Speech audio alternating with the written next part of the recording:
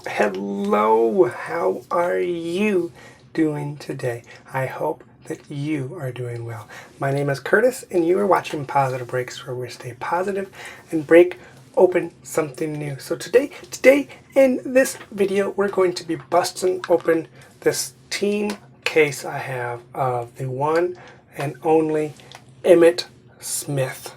Before I became a Ozzie Smith collector, hardcore collector, I was an Emmitt Smith collector. So I thought it'd be a good opportunity now to show you these cards and to just share some stories. So let me spin this camera around and we'll jump right into it.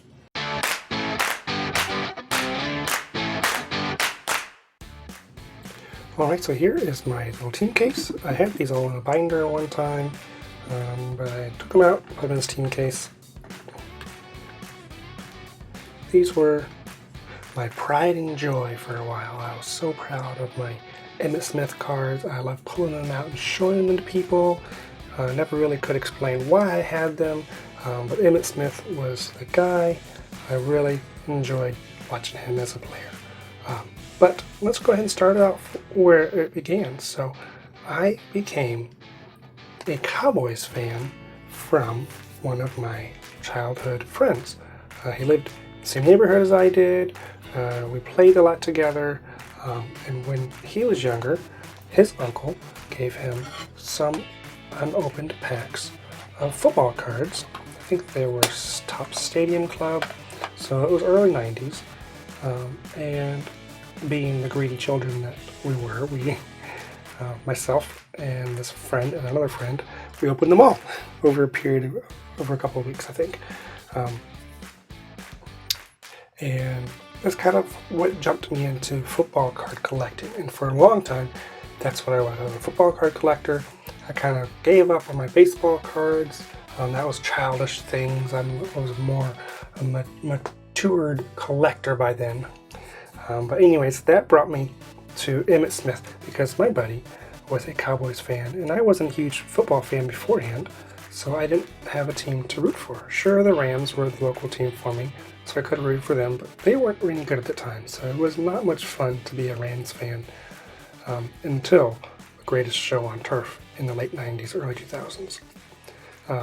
So I wasn't, so I went ahead and jumped on the Cowboys bandwagon because my buddy was a Cowboys fan, so I thought it'd be fun to root for the same team as him. So over the next couple of years, I collected football cards, not baseball cards, and I collected Cowboys cards, primarily Emmitt Smith, Michael Irvin, Troy Aikman, the likes of them.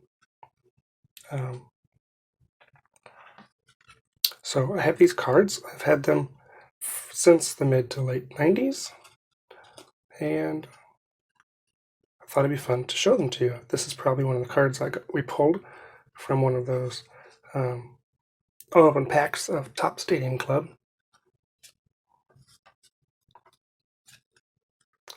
But my buddy, call him Chris because that's what his name was, he was a hardcore Cowboys fan, and it helped that at that time the Cowboys were pretty stinking good.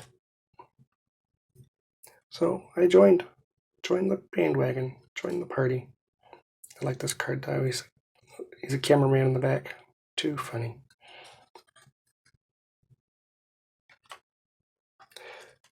So I collected football cards for quite a while afterwards. Probably until through high school, through the early 2000s. When I went to college, made a little bit of money, I thought, hey, I actually have some money. Let's buy some football cards on eBay. So I got some big lots.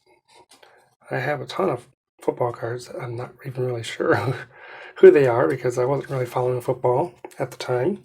When I bought them, I just bought them because that's what I had. I had football cards. I wasn't really a football fan. I just had football cards, so I was a football card collector. So I have a lot of football cards that don't mean anything to me that I've been sharing with other collectors. And when I jumped back into collecting earlier this year, I said, I'm going back to my roots. I'm a baseball fan. I love the Cardinals. I am growing a new appreciation for just baseball in general. I can appreciate good teams and good players, even if they aren't my team or my players. That's something I didn't have when I was younger. It was, if you're not a Cardinal, you don't matter to me. And if the Cardinals lose, it made me upset. That's not me anymore. And that brings me to another fun story. So not so long ago, I opened up that Ken Griffey Jr. Card from, what was that? Archives, where it has his full team stats. And I was looking at it and I was remembering that he was a Cincinnati Red for a very long time. And I remember as a kid, I remember thinking, Ken Griffey Jr., he's got a lot of hype to him.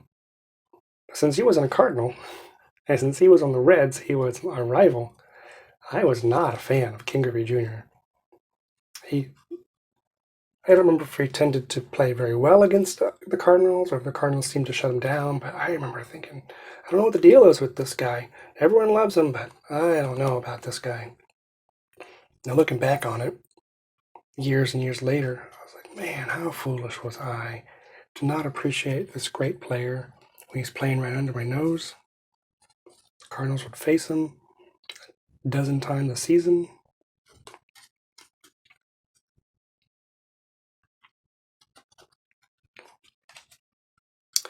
But anyways, I think I counted, there's 20, 22, 23 cards here in this little chip.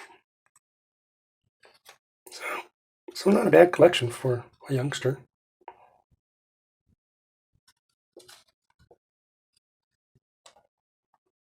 I'm kind of all over the place during the story time here, so sorry about that. Your question might be, am I a football fan now?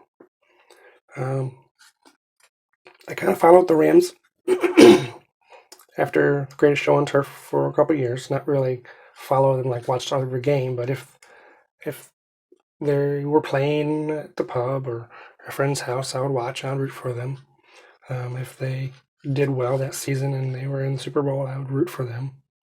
But I never really picked up a team. I never really grew a great football fandom like I do for baseball.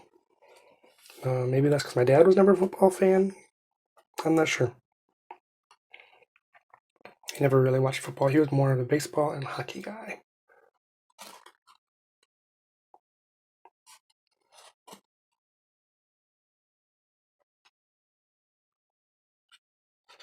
And the Rams moved out of town back to LA, and a lot of my friends switched teams.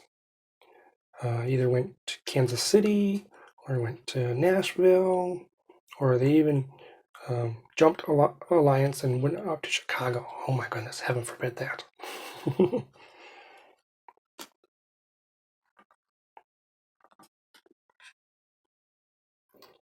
I remember these Star Quest, Rook Quest cards. They were a big deal at the time. At least they were for me.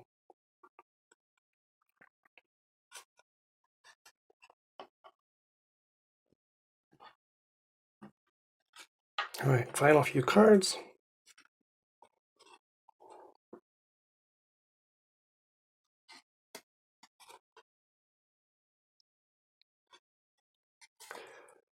So I don't think these cards have much value.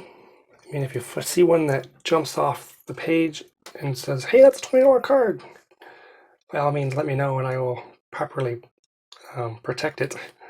But right now, most of it is just sentimental value for me for all the stories I just told. My friend Chris, watching football with him, opening cards with him. This card does not want to come up.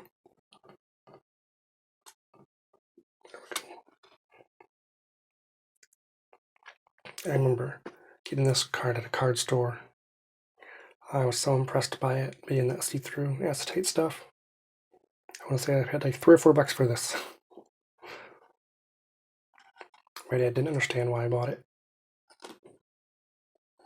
he spent $3 on that card? Yeah, Dad, but look how cool it is. That's okay. Alright, so there are my Emmitt Smith cards.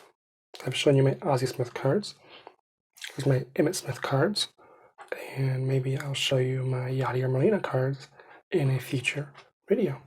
Alright, let me turn this camera around and we will give some quick final thoughts. Thanks for tuning in. Alright, thank you for joining me for this episode today. I had so much fun flipping through my Emmitt Smith cards and just sharing some stories with you guys. I want to encourage you to subscribe if you're not already subscribed and ring that notification bell. That way you won't miss a thing. I also would like to ask you to throw up a thumbs up on this video. Let's see if I can get my thumbs up count in the double digits. I know it's not asking for a lot, but I don't get there very often, so let's try to get there today. Thanks again for watching. My name is Curtis. You're watching Positive Breaks. Stay positive and break open something new. Bye.